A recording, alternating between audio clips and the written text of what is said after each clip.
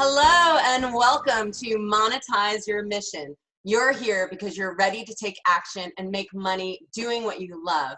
I'm your host, JP Kim, and I am here today with Lisa Marie Grantham. Hi, Lisa. Hi, how are you, JP? Good. We're so happy to have you here. And before we get going, I'm just going to share a couple of the materials and get people prepared. So the first thing, you want to make sure you have your Monetize Your Mission journal with you. And if you have a pen or pencil, or if you're like me, you want to have like every coloring goodie possible. If you want some watercolors, stuff that you can really highlight the gems that Lisa's going to be sharing with you. And then the usuals, if you want some tea or beverage of choice. Today I've just got my water bottle with me, and any snacks that you might need. And of course, make sure to tell your partner, your roommate, your kids, whoever's around, that this is your time. This is your session. You don't want to be interrupted. Go ahead and make sure that your phone is on silent, and mine is. And anything else that you need to do to be prepared and make this time and space sacred, proceeding the next steps on your life's journey without interruption. And if you need to, you can hit pause, you can go grab some of those things, and then come on back. So I start each session with a centering practice. And this is a centering practice that comes out of the genre of somatic psychology. And I also pull like little bits and pieces from here and there. And to do this, you can do it with your eyes opened or closed. I really want you to be self-regulated and do what you need to do during the practice. But I'm going to invite you to do it with your eyes open, because we do so many mindful practices with our eyes closed. And this could be a fun one that you do with your eyes open, and then you have the ability to take the feeling that you curate here into your everyday life. And so in order to do that, you can kind of just like settle into the seat that you're sitting on or wherever you are. Make yourself comfortable. Allow yourself to let go of anything that you're holding that you don't need to hold. And I often joke that I wear my shoulders as earrings when I'm running around like doing lots of things. So just, let them drop, let yourself just relax. And you can kind of give yourself over to gravity, like as much as you can, like at least another 20%, just kind of let things drop. And if you're doing it with your eyes open, instead of using your eyes the way that you normally would, like grabbing at things or noticing things, kind of let them just sink back into the back of your head, or imagine that you're looking through your eyes from behind yourself so that it's not such a big focus. And then you're just going to start to notice your breath, your thoughts, your emotions. Without judgment, just allow those things to occur however they're occurring. You can watch them kind of the same way you would watch clouds floating by in the sky when you're a kid and you're like, oh, that one's a bunny, or oh, look at that, it's an elephant. And just let them float by. And as you begin to kind of settle into this moment, I invite you to bring your breath, or invite your breath to start joining you in the center of your body. And so this center, this core, this place where there is this light that just burns brightly, is located right behind your belly button. And if you want to, you can bring your hands to that area, to your stomach, just to remind you of where your center is. And from this center, we're going to be expanding out in every dimension, in every direction. And so first, we're going to start by expanding that light in our length. And length is all about how you are in the world. And you're going to lengthen in your dignity from the soles of your feet up to the crown of your head and beyond those spaces. So you're going to lengthen out into the cosmos and down into the core of the earth. And then feel where it is that lengthening feels comfortable for you. And go ahead and make those tiny adjustments so that you keep that expansion to a position where you feel comfortable. And keeping that expansion, come back to your center and begin expanding in your width.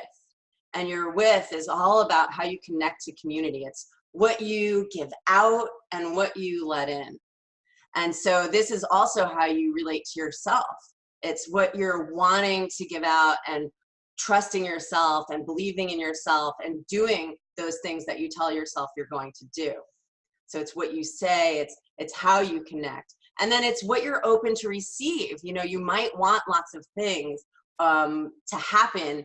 And when you're creating your life, you might think that, you know, oh, if I just say this, but you actually have to open. So think about making adjustments in your boundaries, in your width, for how you want to expand that light and what you're allowing to come in. And keeping that expansion where you want. You're now expanded in your length and dignity, and expanded in your width and how you connect to your community and yourself. And come back to the center, and we're going to expand in our depth. And so expanding in your depth is all about feeling into your back body, and your back body is your relationship to your past. And so it's everything that has come before this moment. It's your past self. So what you did yesterday or the year before, or, you know, for the eternity of time. And those that have come before you, your family, ancestors, both your chosen and biological family, your friends, experiences, everything that's brought you to this moment. You can kind of feel it pressing on your back. You can feel your clothing, you might feel the back of your chair, and that could kind of be a reminder of what's come before now. And then your front body is a relationship to your future. It's what you're longing to step into. It's what you are stepping into. It's the path that you're walking, your heart's desires, what you're opening up to, what you long for, what you see into your future. And I invite you to expand your light on that path so that you can more easily see it. And then you can kind of bring your hands to your heart if you'd like, and feel your heart beating. And that is representative of what is going on right now. Your center body is representative of this moment. It's feeling into being here with us right now. And as you have expanded now in every direction, it's like you're a star that is just shining as brightly as you feel comfortable being in the world. And I invite you to finally bring your commitments into this space, your energetic space. And you can do this by simply saying, I am a commitment to. And I'll say some of mine, and you can share them. You know, you can use mine, or you can make up your own. So I am a commitment to compassionate connection. I am a commitment to sharing my gifts in the world and helping others share theirs. I am a commitment to monetizing your mission. And then you can feel into if those feel good for you, and fill in that blank how you want. And then settle into this moment right now. And now that you have landed here, I am so excited to introduce you to Lisa Marie Grantham. So business and mindset coach Lisa Marie Grantham is the founder of the Goddess Lifestyle Plan and the School of Magical Living. She's also an expert columnist for Aspire magazine for women from 2013 to 2018. She's an Amazon International best-selling author of 10 anthology books and leader facilitator of the Magical Living Sisterhood. Lisa specializes in showing magical, ambitious, multi-passionate women how to create, grow, and scale a profitable, freedom-based business and lifestyle brand that feeds their soul and complements their dream lifestyle. Hi, Lisa, and welcome to Monetize Your Mission. I'm so excited that you're here, and we can't wait to bask in the magic of everything that you do. And the title of our session today is Business Magic. So welcome. Thank you so much for having me. It's really wonderful to spend time with you and with your community of amazing creatives. So I'm really happy and honored to be here. Thank you so much. Thank you. I was wondering, like, I believe in magic. Magic is something that I share. I believe that magic is really miracles. And, you know, there's that quote often attributed to Einstein. I don't know actually, you know, who actually said it, but, you know, you can either believe that miracles, something like you can believe that miracles happen all the time or that they don't happen at all. And so I live by the belief that, you know, there's miracles happening every moment, and we just have to be open to seeing them. And kind of, that's how I think of magic. Is that, do you share that definition, or can you tell us a little bit about what you mean when you talk about magic? Absolutely. It's a great question too. Well, I definitely feel that way. I believe living magically is the lens that you choose to look at life through. And though our lenses are always shifting, changing, and if we're not mindful, we could put on some shitty lenses sometimes and see the world not really as it is. It's all about perception. Mm-hmm. So like you mentioned, you can look at every day, each minute of the day as a miracle. You could look at folding clothes as something beautiful and magical in that moment, or you can look at it as a mundane task that you can't stand doing. It's really how you tend to look at life.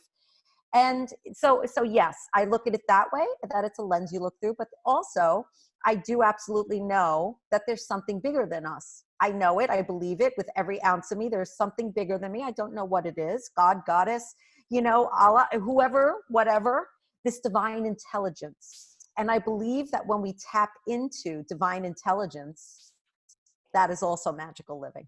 Mm-hmm. Do you have ways in which that you tap into it that you share with others, or is it more of a personal experience?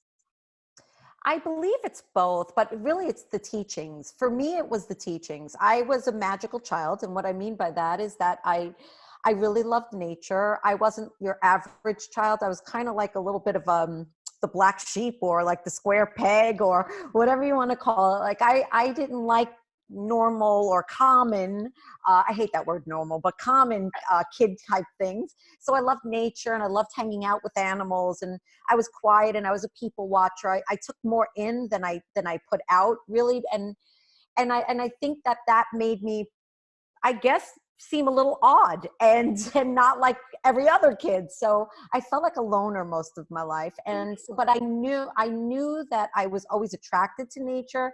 I was attracted to crystals and rocks and all the shiny herbs, plants. And so there was something that as I got older, I realized, oh, there are other people like me, because as I got older, the internet started to kick in, and I was like, oh, there are other people like me, and I started to feel more connected, and I guess more like normal, or Right. at least there was others, and Less lonely, not necessarily normal, but yeah, like it's I'm not like normal. where you can like know that you can feel like there's some sisters and brothers out there, that you don't have to Yes. be like alone, like, why am I here, that kind of thing, right? It's true, Yeah. because I was raised by, I come from a muggle family. I call them all muggles. Like, there's a muggle world out there, and I felt very magical. But the thing is, when you're stuck in that muggle type of job, or, family that doesn't get you, you start to question your own, like, who am I? Why do I feel this way? And it does make you feel disconnected. So as I got older and I realized that my peeps were out there, there were other people like that, like me, who love these things. And I realized, there was words for it, like empath and Mm-hmm. and introvert and stuff like that. I started to be like, that's good. At least, let me learn more about this. And I went on my little magical journey, and I've been on it ever since. And I just turned 52 and I'm still on it. So Happy birthday. thank you. Thank you. Well, when did the journey start to actually owning your own business, or were you always an entrepreneur? I believe I always had an entrepreneurial spirit, Mm-hmm. because for me, I found myself, I was a late bloomer, I call it that, but really I found what I was meant to do, I think, later on in life. I didn't, when I graduated high school, I wasn't ready to go to college. I was creative. I was a singer, professional singer for a while, the local, Wow. circuit and stuff. So I did that, but that wasn't it. And then I tried other things, and that wasn't it. And basically throughout my entire adult life, I always followed my bliss. I'd be like, well, I'm interested in that. Let me go do that. Mm-hmm. And I collected certifications, like I'm a registered yoga instructor. I'm a certified herbalist. I am an interior designer by trade. When I had my children, I decided, I love creating beauty in personal spaces. So let me go to interior design school. So I signed up, Mm-hmm. and as I was raising my children when they were young, I was in interior design school. So I have a certification in that. And then I turned 40, and I decided, you know what, I really want to grow old healthy and graceful. So I enrolled in the Institute for Integrative Nutrition in New York. Mhm. So I'm a certified holistic health coach. And basically what happened was I call myself like the Goldilocks of careers. I've literally done everything, but all the while I was learning all these things, I always had a side hustle.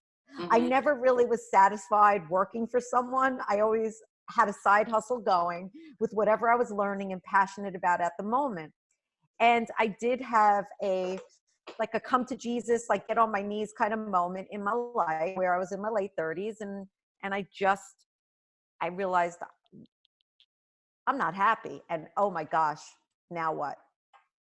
And what I noticed at that moment was that I'd spent my whole life looking outside of myself for answers. Mhm. And that was my aha moment. Like Lisa, go in. And here's the thing. I have a lot going on. I'm very airy, like, the element of air. I'm always in my Mhm. head. I'm always thinking. I have squirrel brain. Things inspire me and I go running down a rabbit hole. You know what I mean? Chasing all these I don't inspirations know and what you everything. mean at all. No, I'm just kidding. People would be like, "Oh my God, is that her twin?" Like everything that you're Oh, saying, yeah. oh my gosh. And so I was always looking outside of myself to just always, what was the next thing? Yeah. And blah, blah, blah, blah. And I looked at my life and I said, oh geez, I'm just not happy. I was in a toxic relationship, really, where there was addiction involved, and not on my part, but a partner. It was literally like survival mode all the time. And I was always looking for a distraction to move me away from, or something to make me feel fulfilled, or I don't know what I was looking for, but I had that, I became present to the fact that I am not happy. I Mhm. am not happy. I was a people pleaser. I mean, like an A+ people pleaser, the best people pleaser you ever heard. I just wanted all my kids happy and everybody happy. And if everybody was happy, then I'd be happy. Right. And nobody, everybody's never happy at the same Yeah, time. you So can't control. I always, no, I always say, like, and this is something I learned also. It's like, oh, you can only control the things that you can reach. Like, put your arms out. It's really just, right. it's you. It's you. Right. And there could be other people trying to control you, but that's also still like you have to be the one who sets those boundaries, right? So I had zero boundaries. My boundaries were shit. And honestly, it's just, I just was like, wow, I am miserable. And I thought a lot about it, I guess, because I'm so airy, always in that mental realm. I was like, well, what can I do different? Because I've always been into personal growth, and I was like, all right, if I keep doing the same thing and experiencing a result I don't like, I gotta mix it up. Right. So I Hmm. said, well, what haven't I done yet? And I'm telling you, it was like a lightning bolt from the heavens. It was like, Lisa, you haven't gone in, you haven't given yourself, you don't even know who you are. You don't even know what you like, what you don't like. You're what everybody wants you to be. You're whatever you like, whatever everybody wants you to like, that you care about. And that was the turning point for me. Hmm. I like what you just said. I'm writing it down. You're what everybody wants you to be, right? So people who are watching, like, I know, like, I can identify what you're saying. I know there's people watching now who can identify with that they're like, oh my God, like, yeah, I'm always trying to be what everybody else wants me to be. And it's sort of like, it's like a cage that we build around ourselves that we can keep ourselves in. So was there, like, so it's like you're sharing this aha moment that you had, but then there's some steps, or there's something that had to happen. What was it? Was it like, once you realized that, was there like just serendipity or synchronicity that opened on your path that allowed you, to be on your way to where you are now? Or were there particular things that you had to do to kind of open that cage and get out? Great question. I think the answer is a little bit of both, because I believe that when we make powerful decisions, the universe starts to conspire on your behalf. So serendipitous things do show up, opportunities. Our lives are created by what we say yes to and no to. So the opportunities are always coming our way. But the truth is, it was messy as hell, because I had to grab back all my power from from the past, from Mhm. the future via worry, the past via regret. And then I had to grab my power back from all the people I gave it away to all those years. And guess what? Nobody likes that. Yeah. Nobody likes that. So wasn't there like, oh, sure, we'll help you, Lisa. Yeah. Wait, what do Yeah, you they were mean? like, You don't want to do all that for us anymore. That's okay. yeah, no problem. I'll pick up the slack. They were like, what? You know? So it was not, it was like one of those tower moments. If you're into the tarot, it was like the tower card. Everything had to crash to the ground Yep. so that new, stronger, healthier could rebuild. It was tea with the dark goddess, you know, in the underworld. It was all about owning all the ways that I brought this on myself. Hmm. Well, it's such an interesting thing because you're talking about like, you know, if we're going up a tower and then it's crumbling down, it kind of gets into this idea of cycles. And I know that's something that you pay particular attention to. Can you kind of say something about like how that plays into the work you do, natural rhythms and cycles, and what happened, you know, after that crash? Like, where does it go? You know, I guess I'll leave it general like that because I feel like there's some juicy stuff there that you can feel into.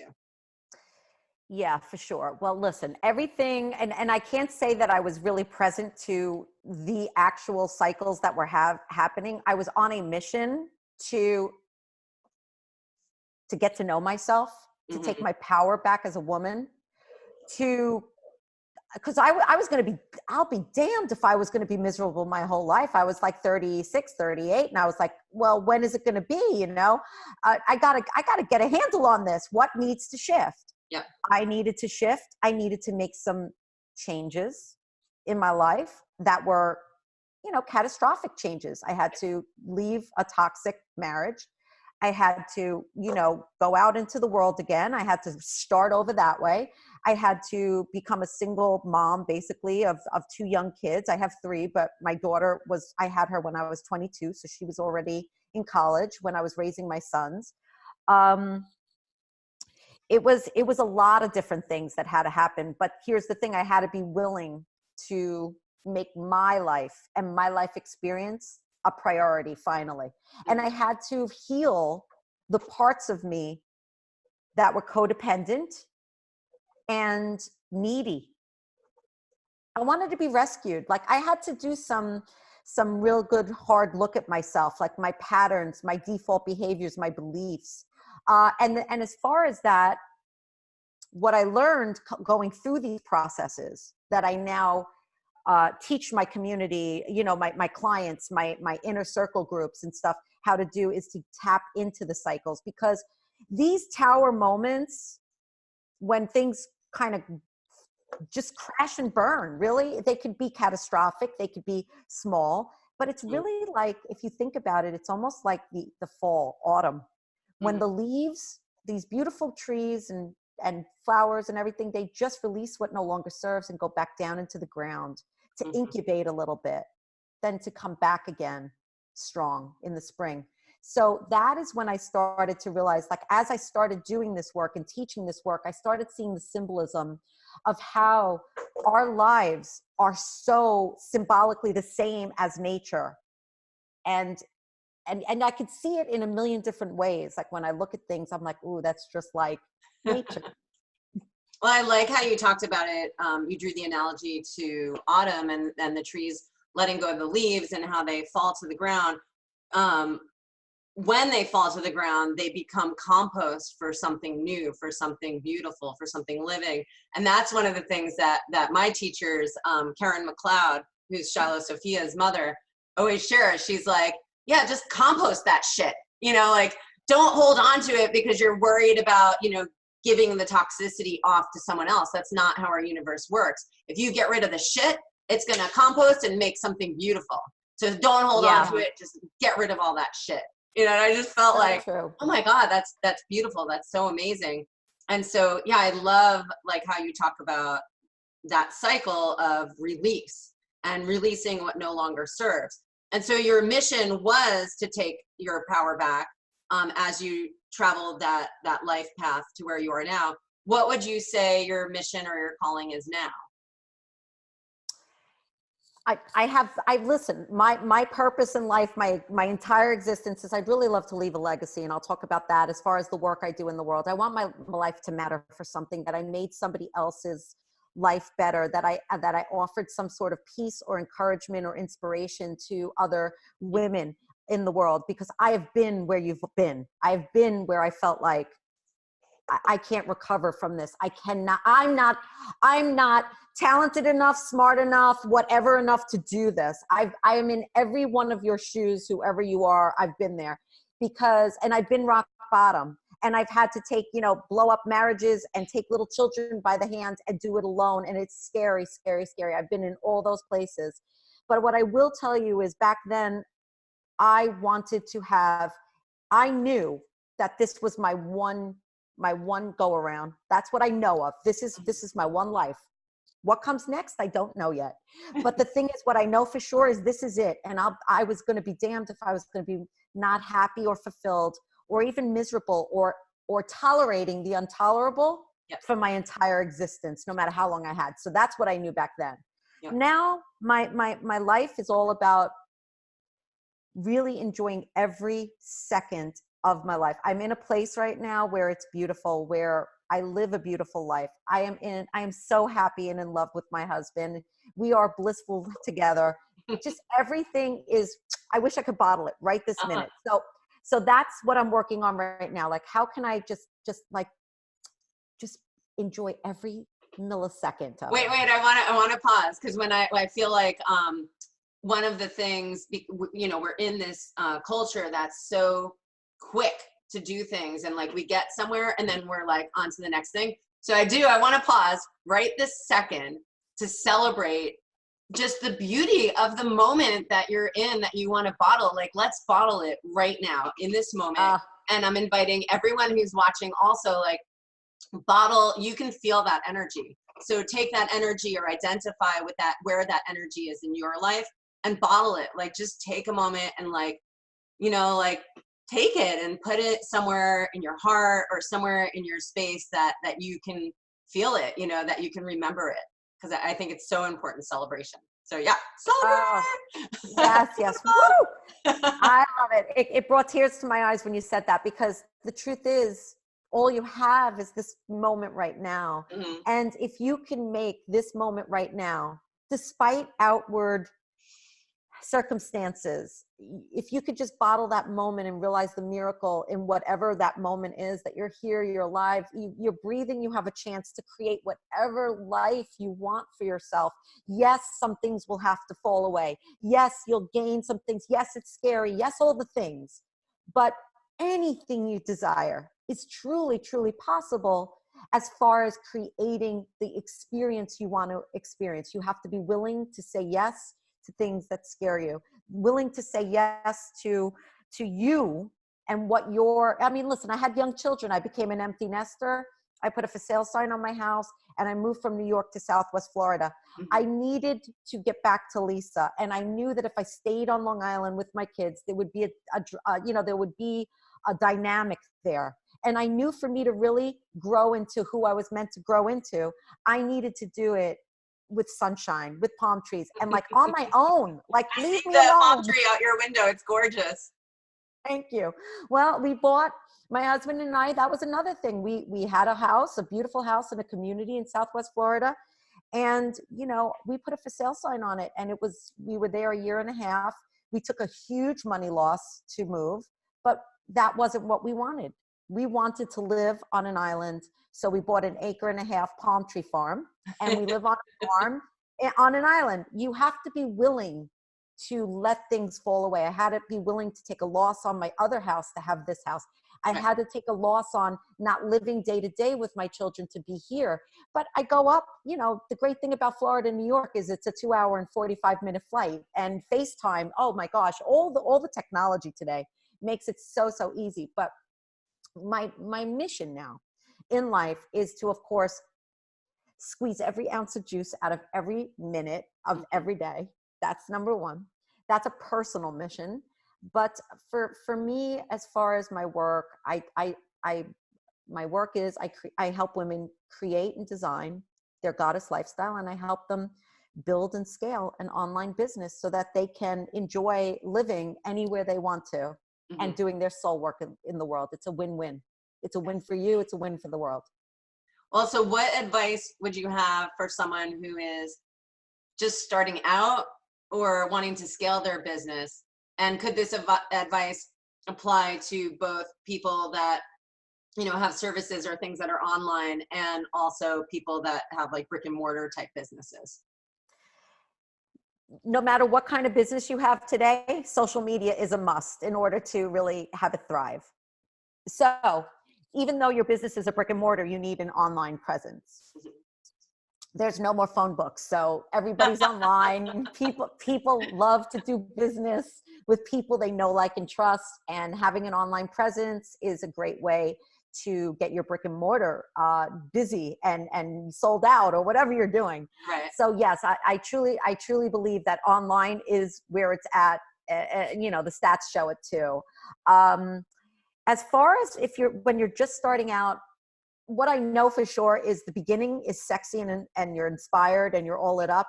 And the end, when you reach the goals you want to reach, that's awesome too. The middle is where you need the rubber meets the road in the middle.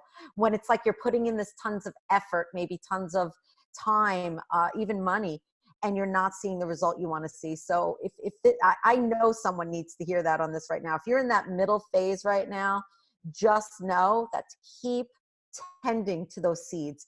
Keep going. That desire. Yeah. Keep tending to those seeds. Keep going. Keep that desire in your heart. Stay true to your dreams.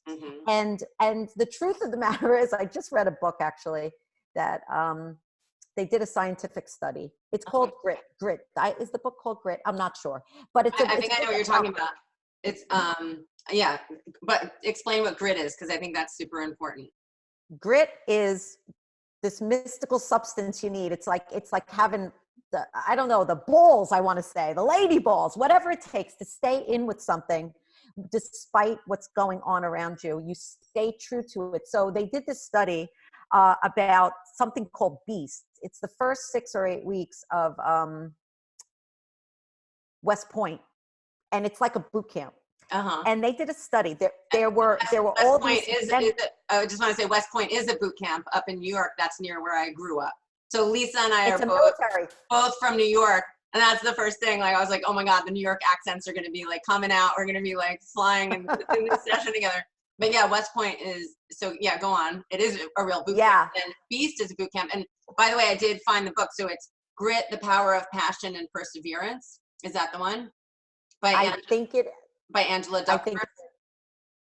I think so. I think so. But they did this study on that. And the point is that they looked at all of these physically athletic specimens, and they looked at these mathematical geniuses, and the students that actually made it through boot camp were the ones that didn't give up, not the ones that were physical specimens or the most smart. It was the ones that refused to give up. So grit is this determination that will absolutely provide you with the harvest, the reward, the goal that you're looking for. And that's really just the truth of it. I see magic in grit. I see grit in action every day with me. You don't know. I mean, I laugh all the time, but I'm going to share something with you. I must have quit my business about 10,000 times in the last 9 years. But you kept going, right? You quit it, but then you kept going. Yeah. There's like that element of perseverance, right? It's that you will keep going, right? So yeah, if you're in that middle space, that's so important to hear. But it's, I think, just as important to hear at any step that you are on your path. If you have that voice, that calling, that longing, it's there because you're meant to do that thing. You know, you can ignore it or say, no, it's not practical, or have all kinds of stories and reasons not to, but it's gonna, you know, and unless you've like gone deaf, you know, it's gonna keep speaking to you. So yeah. Even if you're deaf, it speaks to you. It speaks from within you. You can't get away from it. And that's the thing. I've quit my business about 10,000 times in the last 9 years.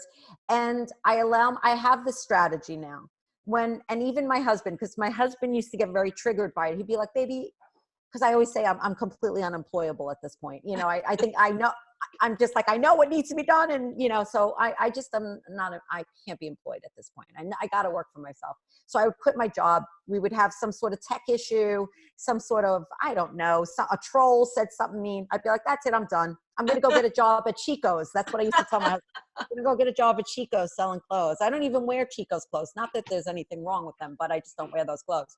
And he used to be like, no, babe, you're fine. You're fine. So I feel like, no, I don't really mean it. I'm just saying it. I have to say it. I'm quitting. That's it. And then what I found is that I allow myself, whatever time I feel like it's been enough, like I'm ready to quit, I allow myself like the rest of the day to pout. And then the next morning I wake up and go right back to my work. And I have found that's what I teach to my private business magic clients. It's like everybody hits the fill point. It's like that perfect storm recipe. And all of a sudden it happens and it's just like, ah. So allow yourself to have that, because I think there is some sort of, what I found is that there's some sort of belief out there, this myth that, you know, if it's meant to be, it shouldn't be hard. Oh, that's, yeah. I'm going to get close here when I say that's just crap. You know, it's just crap. It's not true. You know, think about if you look to nature, like I love to look to nature. I don't know about you. And if you're one of those women that didn't even like push but once and had a baby fly out, wonderful for you. I'm jealous. I can't stand you already, but that's the truth. I mean, giving birth to anything is usually painful. That's the actual process. So whatever you're trying to birth, if it's painful or uncomfortable or taking longer or whatever, yes to all the things. That's the way it's supposed to be, because that's why you're experiencing it. So I don't really buy into if it was meant to be, it'd be easier, because that's just not true. Grit, perseverance, get in there, command the universe. This is what I want. Show up, show the universe this is what I want. So yes. And like, I believe the grit, I believe the pain, I believe all of that. And I know you believe this too. And I believe in the magic that we have inside of us to figure out the tools to allow us to get past the pain, to get past the extreme effort or past the storm, you know, and that's like even bringing something as simple as like ease, please, you know, like a prayer or like an awareness of what's going on can help to like have those things dissipate a little. I mean, that's why, you know, if like bringing it back to nature and birth, like when we are having babies, we get training, you know, we have like mindset training for like how to breathe or like how to go inward or how, you know, and so like all of those tools are there because you're completely like 100% correct that, yeah, there's going to be these moments, and that's why we have these tools, and all together, that's what allows us to have the grit, or it's like mental grit, physical grit, like everything, right, to get by. And so you come from this space of business magic, and I want you to share that. You know, do you want to take us into that now, or are you ready to share that experience? Yeah. Okay. Yeah, absolutely. And I want to piggyback one more point off of what we were talking about, because you know, if things don't fall into place immediately, it's painful. Yes. It's mentally anguishing. It could be whatever it is. But here's the gift. Here's the takeaway, the real takeaway here. It is meant for you. But imagine your experience if you surrendered to what is. Because that is what's causing the pain. Mm-hmm. It's not like that baby needs to come out and you can't change your mind mid-labor. I tried that a few times. I changed my mind. They're like, well, that's not. So it's not exactly the same. So I want you to realize something. Just like you can't stop that baby from coming, you do have the power and control to just take a minute, take a breath and say, what am I in resistance to? The fact that it's not happening quick enough for me, the fact that something's not, I didn't find the solution in 2 attempts. I have to do 5 or 10 or 20. Yeah. So you can get yourself out of that pain where business is concerned. So it's about being okay with where you're at. It's about surrendering. It's about allowing, right? So all these things, all these tools we have, but it's about recognizing it. When something feels not good, that means you're in suffering. There's only really 2 states, and one is a suffering state and the other one's a beautiful state.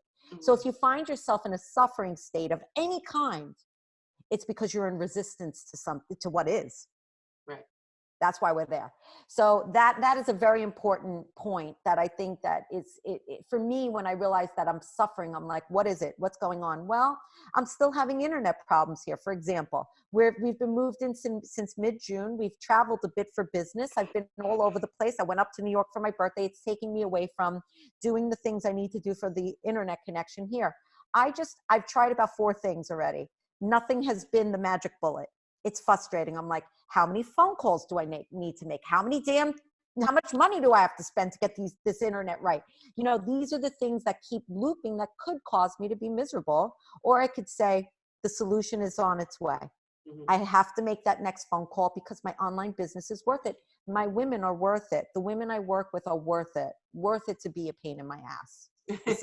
So it's how you really look at it. It's again, that magical lens. Yeah.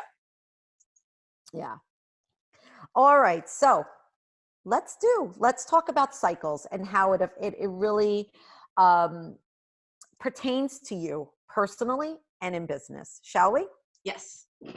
Okay, so if you have your journals, feel free to journal. I'm just going to be kind of giving you some information of how you can tap into nature's cycles, macro and micro, I call them, just to kind of categorize them, because believe it or not, cycles are going on the macro level, the larger scale, and they're also happening on a monthly basis and even a day-to-day basis, and I'm going to explain that in a minute.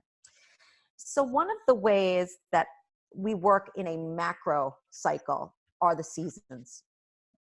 And I'm going to describe to you the energies or the keywords of the seasons and how they pertain to your life. So spring is all about new beginnings, planting seeds for a harvest at the end of harvest season. Spring is full of hope. It's full of this freshness, right? This brand new, it's spring. I get to plant my spring flowers and they're going to grow and they're going to make me so happy. So how could you be looking at that in your business? Well, that could be you having a fresh idea that you're getting ready to put together to launch. It could be a brand new canvas that you take out because you're inspired to start a painting. This is springtime. And then we move into summer, which is all about, that's when the work is there. You're tending to that garden. You're picking out those weeds. You're looking at things that are working in your business, not working in your business. Maybe if it was on your business level. Personally, you'd be looking at what's working in my life, what's not working. Maybe I'm outside doing a lot of work outside, or I'm feeling very productive because masculine energy is at its pinnacle in the summer in the Northern Hemisphere. So, you know, it's all about that like yang energy, that go energy. So we're tending and we're working on those goals so that we can have a beautiful harvest in the fall. And then that brings us to the fall, where things are now coming to fruition. You'll be seeing your goals, your dreams, all the things you've been working on throughout the calendar year. Now they're coming to fruition. You'll be able to notice what grew and was robust in your harvest, and what died, like what fruits kind of withered and died on the vine. And you could be taking a look at like, why did that happen? How can I shift in how I'm doing or thinking in order to make sure next year when I plant the seed again, if this is the seed I want to grow, we get it to harvest. And also fall is about looking at, you know, what no longer serves. What no longer serves? What can I drop away? What people can I drop away or give some distance to? Because listen, I'm not one, when I'm coaching or teaching, I'm not like, hey, get rid of your friends, get rid of your family. That's not realistic.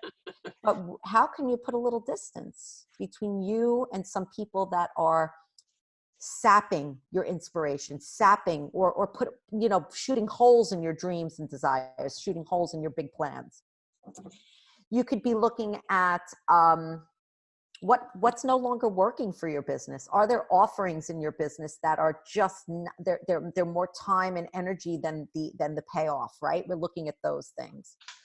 And then of course winter, we get ready to bed down in winter, and winter is about going inward, introspectively thinking about what you want to call in or create in the upcoming calendar year, the growing cycles. So that's the macro, the seasons. And when we look at the micro, we could look at the moon phases. So women in particular, although this is absolute, all of this symbolism is great for men as well. But women, because we're cyclical creatures with our menses and, you know, our moon times, this is really when we start plugging into these rhythms, the macro and the micro rhythms, our life changes. Because as you see, when I talk about the moon, like we talked about how you could be doing things per season to move your life forward, move your business forward. Well, what about doing it on a monthly basis? So new moon is all about new beginnings. So it's very much like the springtime, new beginnings, planting seeds of intention for that lunar cycle, right? What do I want to call in? What do I really want to work on this month? And then we have full moon, and the moon is waxing the whole time. So she's gaining her strength.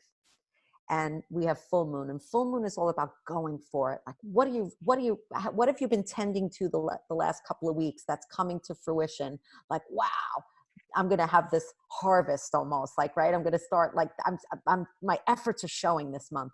And then of course, waning moon is it's like autumn.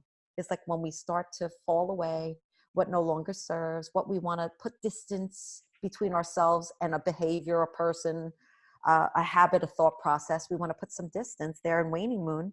And then dark moon is about going inward. So it's almost like winter, right? So you could see that the 4 phases of the moon correspond. In magical terms, we talk about correspondences. It corresponds to the macro.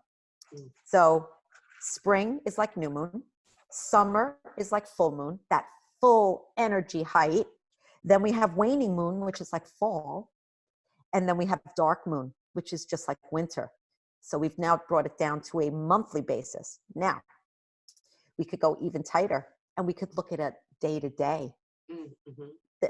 The dawn is spring, is new moon. You wake up in the morning, it's a fresh new day. What do you want to create this day? What is this day going to be and bring you? What are you calling in? And then, of course, noon is like full moon. It's like that going for it time, that high solar energy, that yin, that yang energy rather. And then the afternoon, we start to, okay, into the early evening, we start to release, get it ready to bed down, right? And go into winter. So, and then midnight, you know, at that later part of the night, it's like dark moon where we rest and we start the cycle all over again. So when we look at these macro and micro cycles, we can apply them to our life. We can apply them to our business.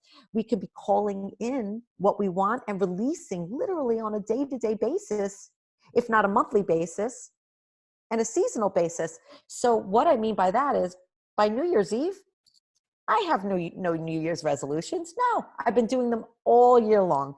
All the women that are in my community, my inner circle, my private clients, they don't have New Year's resolutions. We're taking care of that all during the year. So what happens is you're moving your life forward on a very, very epically quick pace. It's a quick pace because you're constantly calling in, releasing, which is beautiful.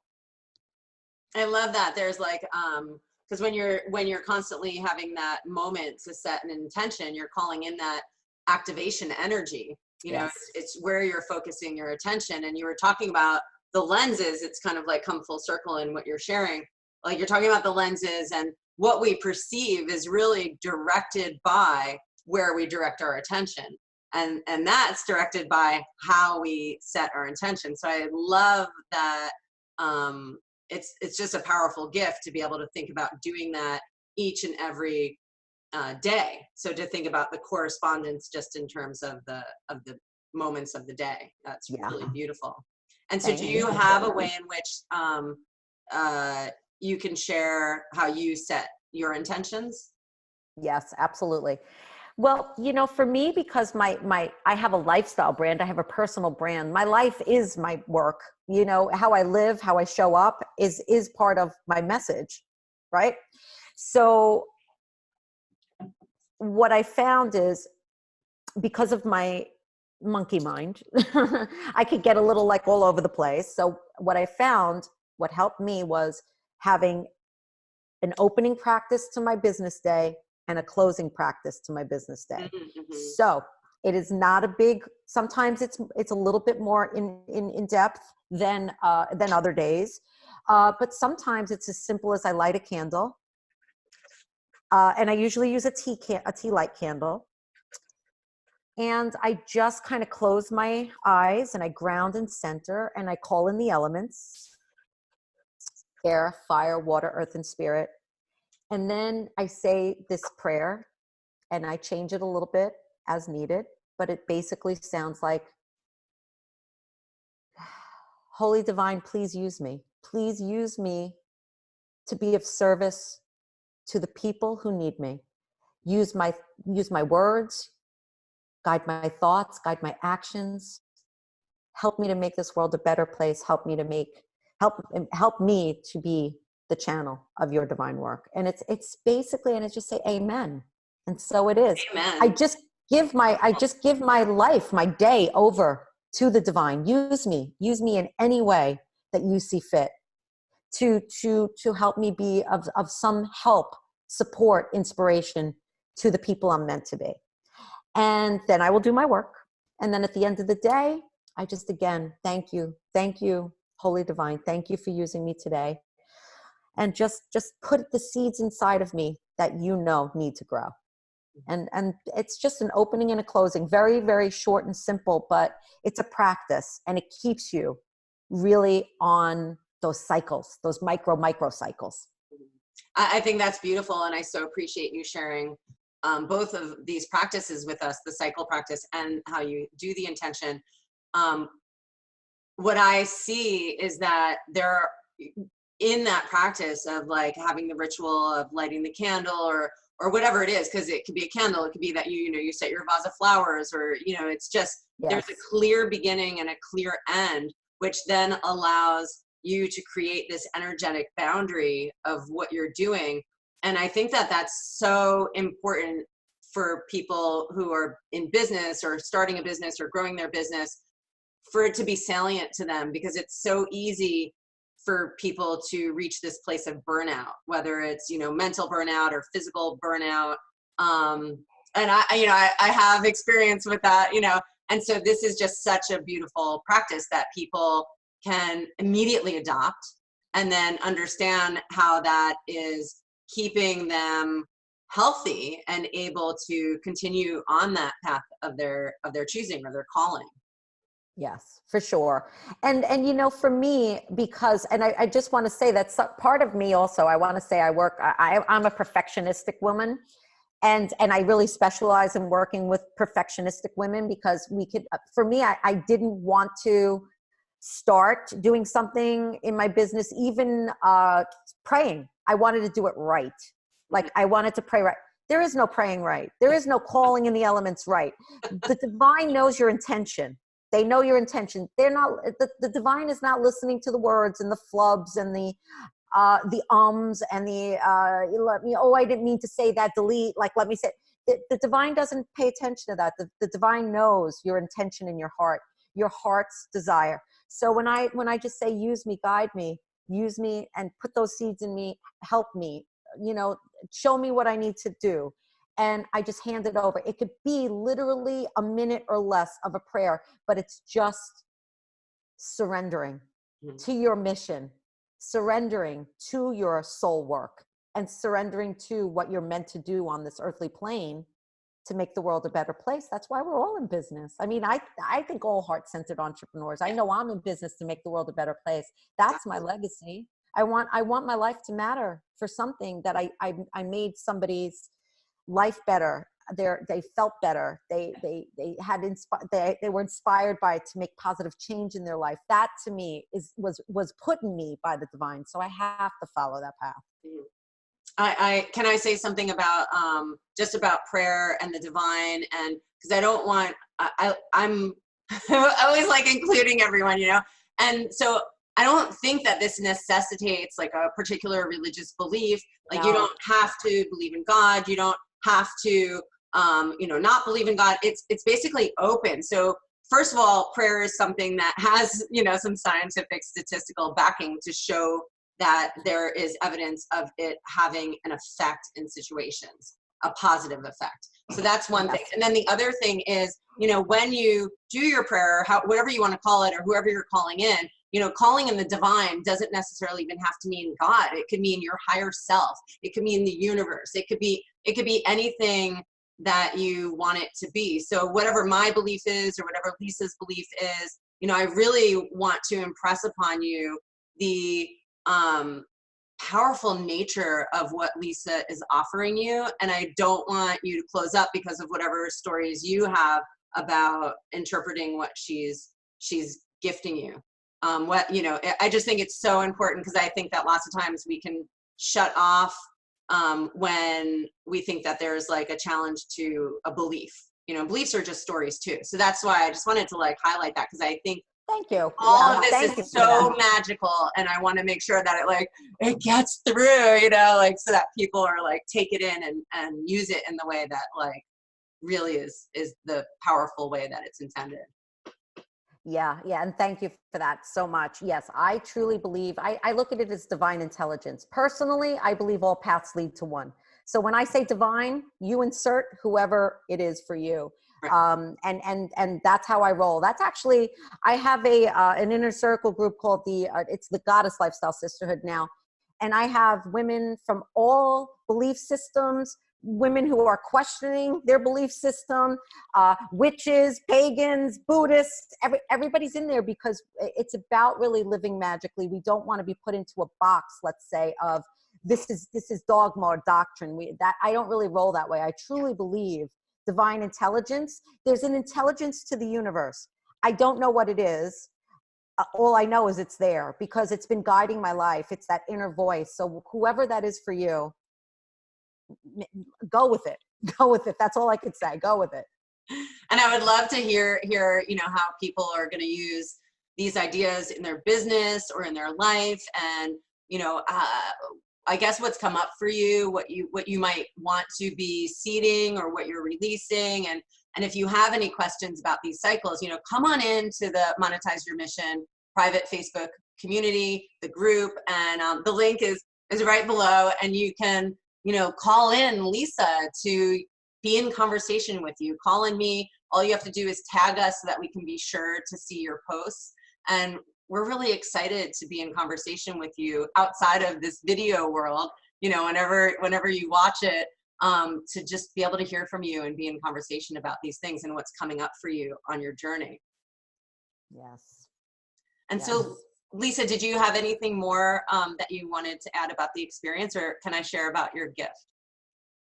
Share about my gift, of course. Okay. I love gifts. I love presents. Like, I don't know. I just think like Presents Day could be like every day. And it is, you know, like when we have like the gift of being here in the now and like not being pulled in every direction. But I also just love gifts. So it's like one of my favorite parts to share people's gifts. So Lisa has put together this really special gift for you. It's the Profitable Business Checklist. And it's 20 must-haves for a profitable and magical business. And Lisa, do you want to say some more about it?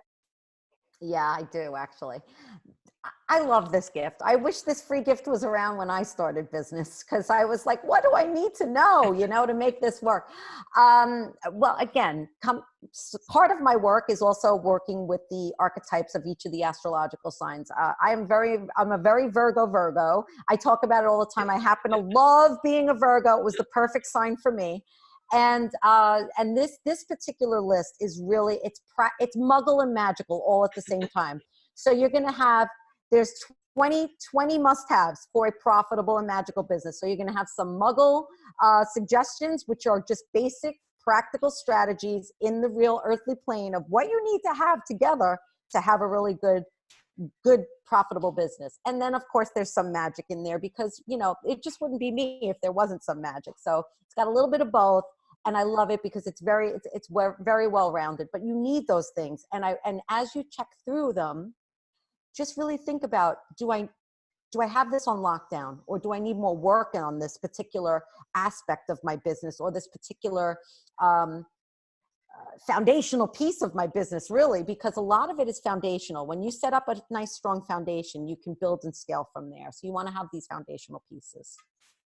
Thank you so much, Lisa. And please grab that right now, like while you're in session, while you're thinking about it, while there's momentum from watching the video.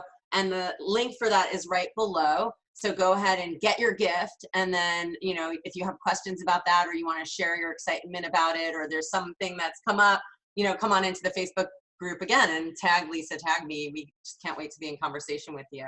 For sure. Lisa, thank you so much for being here. This was really fun. And I sort of wish I was out there on your island with you. The island life sounds really amazing. So I hope you enjoy the rest of your day out there in the sunshine. And I can't wait to see everybody in the Facebook group. Share what you got coming up on your journey, whatever you're coming up with, what you might need support around. And we'll meet you right back here in the next session. So for now, ciao. Bye.